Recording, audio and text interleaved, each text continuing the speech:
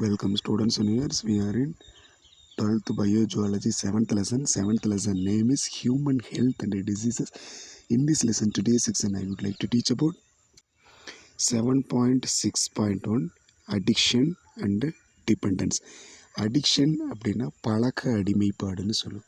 ஒரு குறிப்பிட்ட பிஹேவியருக்கு ஒரு குறிப்பிட்ட செயல்பாடுக்கு அடிமையாகி விடுதல், அதை ரிப்பீட்டாக மறுபடியும் பண்ணிகிட்டே இருக்கிறது அடிக்ஷன், பழக்க அடிமைப்பாடு. மற்றும் சார்பு நிலை, ஓகே, டிபெண்டன்ஸ், அந்த விஷயத்தவே சார்ந்திருத்தல், எப்போ அந்த விஷயம் கிடைக்கும், மீண்டும் மீண்டும் எப்பொழுது அனுபவித்தல் அப்படிங்கிற அதை சார்ந்தே இருத்தல். ஸோ அடிக்ஷன் அண்டு டிபெண்டன்ஸ், அடிமையாகி விடுதல் மேலும் அதைவே சார்ந்திருத்தல். Okay, here next 3 mark. What is addiction? அடிமை நிலை அல்லது பழக்க அடிமைப்பாடு என்பது அது. அடிக்ஷன் இஸ் ஏ பிசிக்கல், சரிங்களா, அதாவது என்ன சொல்ல, உடல் சார்ந்ததோ சைக்கலாஜிக்கல், அதாவது உளவியல் ரீதியான மனம் சார்ந்ததாகவும் இருக்கலாம். அடிக்ஷனுங்கிறது ஃபிசிக்கல் உடல் ரீதியாகவும் இருக்கலாம், சைக்கலாஜிக்கல் மனம் ரீதியாகவும் இருக்கலாம். Okay, so addiction is a physical and psychological need. So அது உடல் சார்ந்த தேவையாகவும் இருக்கலாம், மனம் சார்ந்த அதாவது உளவியல் சார்ந்த தேவை இருக்கலாம். To do or take or use certain substance, சரிங்களா, அதாவது என்ன பண்ணுறதுன்னா சிலவற்றை செய்யவோ, டூ சில செயல்களை செய்யவோ, டேக் அல்லது அந்த குறிப்பிட்ட பொருளை, எந்த பொருளுக்கு அடிமையாக இருக்காங்களோ, எந்த விஷயத்துக்கு அடிமையாக இருக்கிறாங்களோ, ஸோ அந்த விஷயத்தை திருப்ப செய்கிறதாகவும் இருக்கலாம், இல்லை அந்த குறிப்பிட்ட பொருளை எடுத்துக்கொள்வதாகவும் இருக்கலாம், அல்லது யூஸ் சர்டன் சப்ஸ்டன்ஸ், சில பொருட்களை தேவைக்கு அதிகமாக பயன்படுத்தக்கூடியதாகவும் இருக்கலாம். இந்த 3மே கேட்டகரி தான். நமக்கு பிடிச்ச ஒரு விஷயத்தை செய்வது, இல்லை அந்த பிடிச்ச பொருளை எடுத்து சாப்பிடுவது, அல்லது ஒரு குறிப்பிட்ட பொருளை தேவைக்கு அதிகமாக எடுத்துக்கொள்ளுதல், இது எல்லாமே அடிக்ஷன் அப்படிங்கிற கேட்டகரியில் வரும், சரிங்களா. ஸோ சர்டன் சப்ஸ்டன்ஸ் அப்படின்னு பார்த்தீங்கன்னா ஆல்கஹால், சரிங்களா, மது பொருள் ஆல்கஹாலவோ, to the point where it could be harmful to the individuals. So நாம் ஒரு குறிப்பிட்ட நோக்கத்தில் உற்று நோக்கினோம்னா, ஸோ என்பது அது ஒரு நபர் தனக்கு பாதிப்பை ஏற்படுத்தும் அளவிற்கு எடுத்துக்கொள்ளுதல். To the point where it could be harmful, so அது ஒரு குறிப்பிட்ட நிலை வரைக்கும் கரெக்டாக இருக்கும், ஒரு குறிப்பிட்ட கான்சன்ட்ரேஷன் வரைக்கும் அந்த ஆல்கஹால் உடம்புக்கு எதுவும் பண்ணாது. அந்த குறிப்பிட்ட புள்ளி, அந்த குறிப்பிட்ட அளவை தாண்டும் போது, okay, the point where be harmful, so அந்த பொருள், அந்த விஷயம் நம்மளுக்கு பாதிப்பை ஏற்படுத்தக்கூடிய அளவிற்கு இருந்துச்சுன்னா, ஒரு தனிநபருக்கு இருந்துச்சுன்னா, that should be addiction. 3 mark question. What is addiction? Okay, so do or take or certain substance, use of certain substance, particularly we can clearly explain the alcohol, okay, to point where it could be harmful to the individuals. This addictive behavior, okay, இந்த பழக்கம், இந்த அடிமை பழக்கமானது behaviour can be personally, தனிப்பட்ட முறையில் destructive to the person, so அந்த மனிதருக்கு அழிவை தரும். டெஸ்ட்ரக்டிவ்னா அழிவு, சரிங்களா, ஸோ முற்றிலுமாக நிலை குலைந்து போகக்கூடிய அழிவை தரக்கூடிய செயலாக இருக்கும். ஸோ ஓவர் டைம் அடிக்டிவ், சரிங்களா, அதாவது ஓவர் டைம் அதிகமாக அந்த விஷயத்தையே சார்ந்துருது, அந்த பொருட்கடி அது ரொம்ப நேரம் அதே பொருளை சார்ந்துருது. Addictive start to loss not on their job, so வேலை இழப்பை மட்டும் ஏற்படுத்தாது, சரிங்களா. ஓவர் டைம் அடிக்ஷன், அடிக்டிவ் ரொம்ப அதிகமாக அந்த விஷயத்துக்கே, அந்த பொருளுக்கு, அந்த பொருட்களை பயன்படுத்துவதற்கு அடிக்ட் ஆகிட்டா, அடிமையாகிட்டா, ஃபஸ்ட்டு வேலை இழப்பு மட்டும் ஏற்படும் என்று சொல்ல முடியாது. இதற்கூட loss not only the job and also homes, வீட்டில் உள்ளவர்களை இழந்து விடுகிறோம், வீட்டில் இருக்கிறோம், மணி, ஸோ பணத்தை இழந்து விடுகிறோம், பட் ஆல்சோ ஃப்ரெண்ட்ஷிப், ஸோ நம்மளுடைய குழு நண்பர்கள் இழந்து விடுகிறோம், ஃபேமிலி ரிலேஷன்ஷிப், சரிங்களா, ஸோ குடும்ப நபர்களுடன் உடைய தொடர்பை இழந்து விடுகிறோம், and contact with normal world, இந்த சாதாரணமாக இருக்கக்கூடிய உலகத்துடன் உள்ள தொடர்பையும் இழந்து விடுகிறார்கள் அப்படின்னு சொல்லலாம்.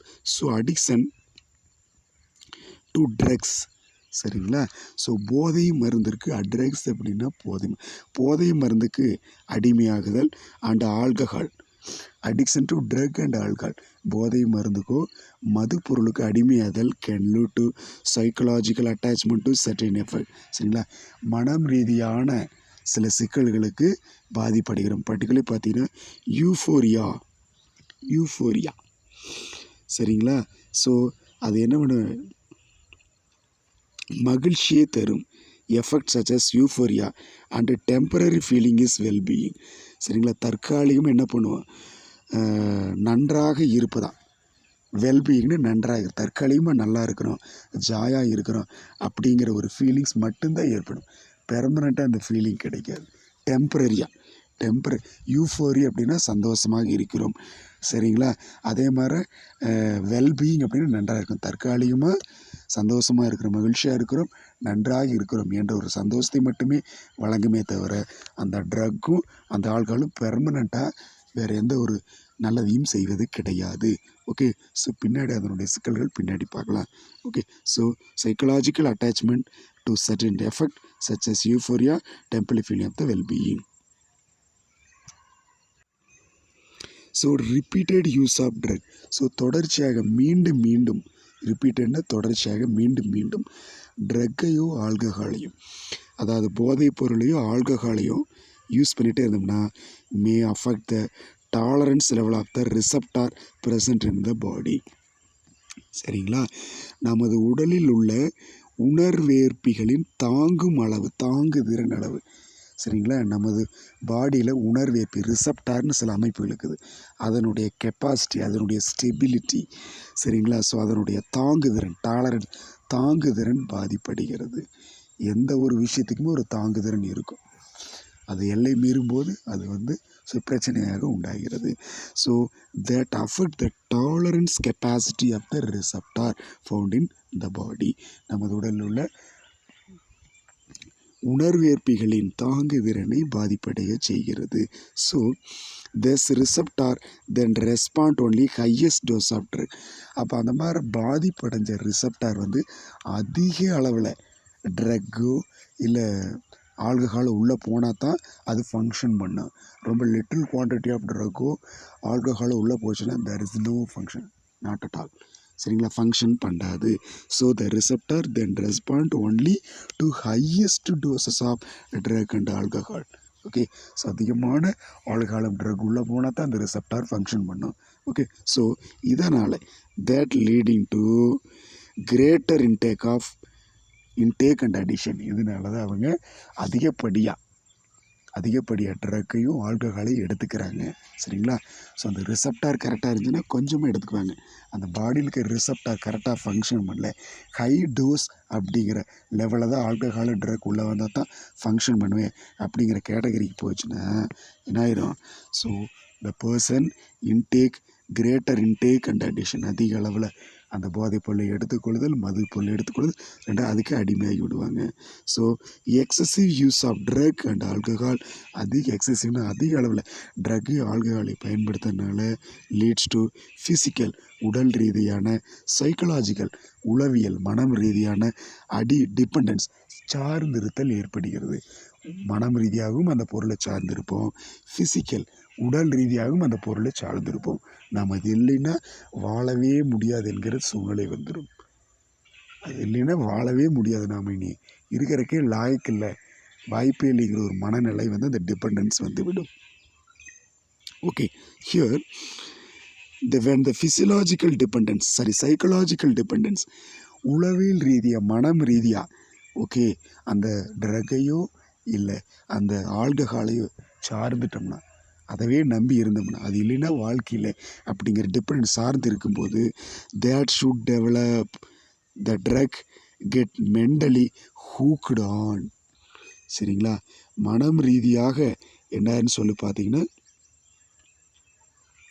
சரிங்களா, ஹூக்டு ஆன். சரி, அப்போ அந்த போதை மருந்தே மனதளவில் போதை மருந்தை அதிகமாக சார்ந்திருக்காங்கன்றத அவங்க என்ன ஆயிடுவாங்கன்னா ஹூக்டு ஆன், ஒரு மாட்டிக்கொண்ட ஒரு சூழல் ஏற்படுகிறது. ஹூக்டு ஆன்னா மாட்டிக்கொண்ட. சரிங்களா? இனி அதுலேருந்து வெளிவர முடியாத, அது இல்லைன்னா வாழ்க்கை இல்லை. சரிங்களா? ஹூக்டு ஆன், அந்த விஷயத்தில், இந்த ட்ரக்லையும் போதைப் பொருளும் சார்ந்த அந்த சப்ஸ்டன்ஸில் டிபெண்டன்ஸ் ஆகிடும். ஹூக்டு ஆன், மாட்டிக்கொள்கிறார்கள் to the drugs. Okay, so the drug users constantly things only about the drug. Okay, so தொடர்ச்சியாக, நிலையாக தொடர்ச்சியாக அந்த ட்ரக்கினுடைய பயன்பாட்டை பற்றி மட்டுமே நினச்சிட்டு இருப்பாங்க.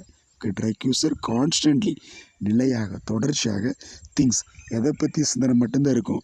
Okay, only about the drug, அந்த போதை மருந்து ட்ரக் அல்லது ஆல்கஹால் சம்பந்தமான நினைவு மட்டுமே ஓடிட்டு இருக்கும். Okay, so has continuous uncontrollable craving for it.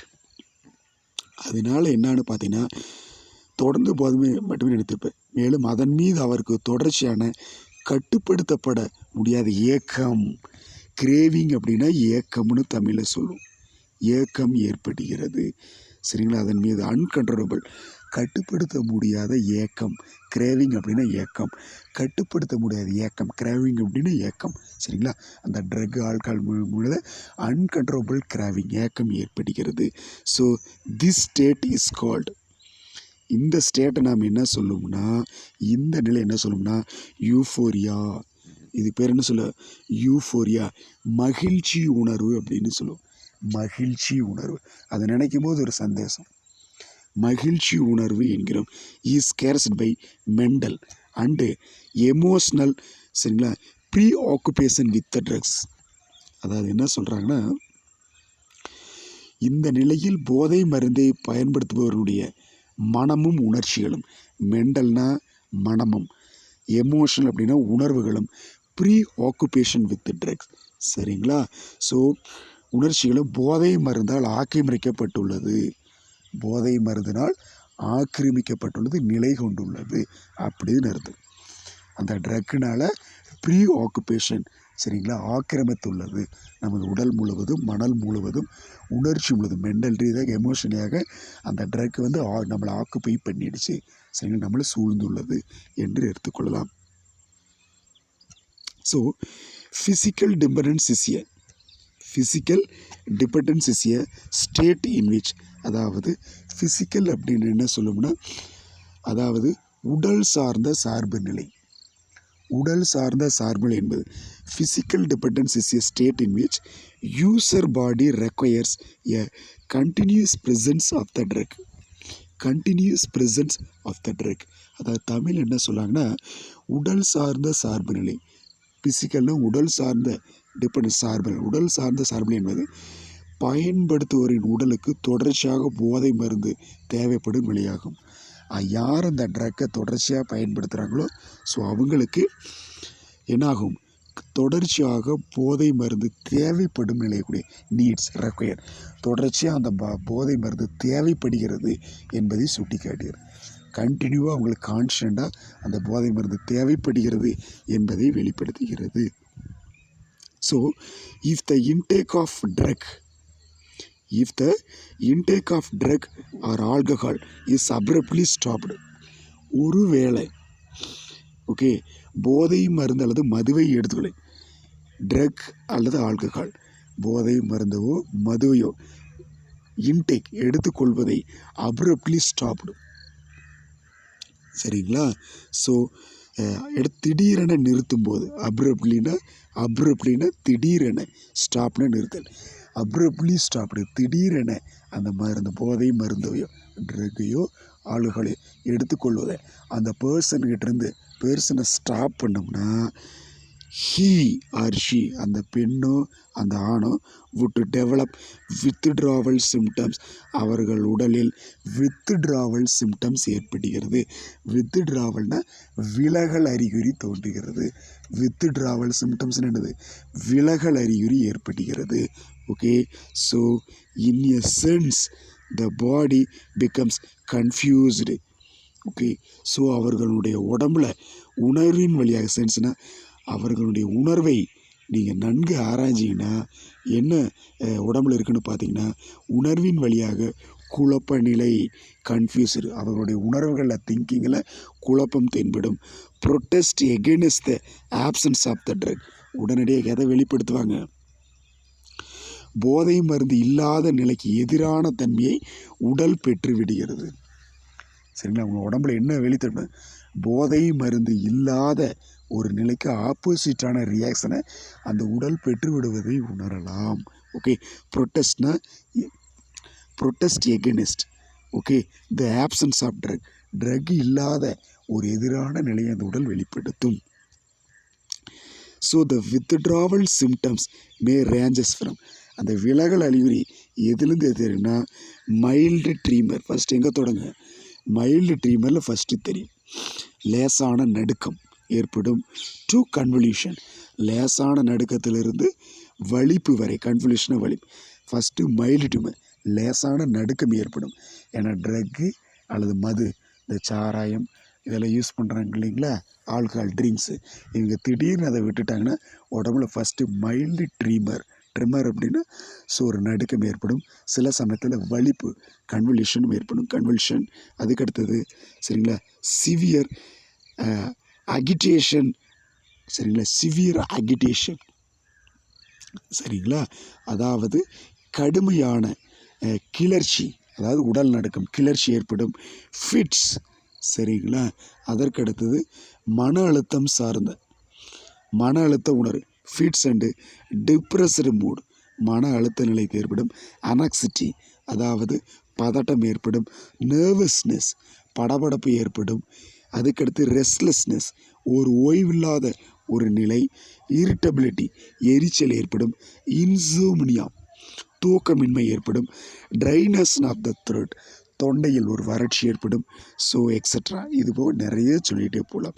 Okay, so depending on the type of drug abuse, அவங்க எந்த ட்ரக்கை யூஸ் பண்ணுறாங்க, எந்த மதுவை யூஸ் பண்ணுறாங்கிறத பொறுத்து ஸோ இந்த சிம்டம்ஸ் தெளிப்படும். ஓகே, ஸோ தேங்க்யூ, கீப் வாட்சிங், தேங்க்யூ.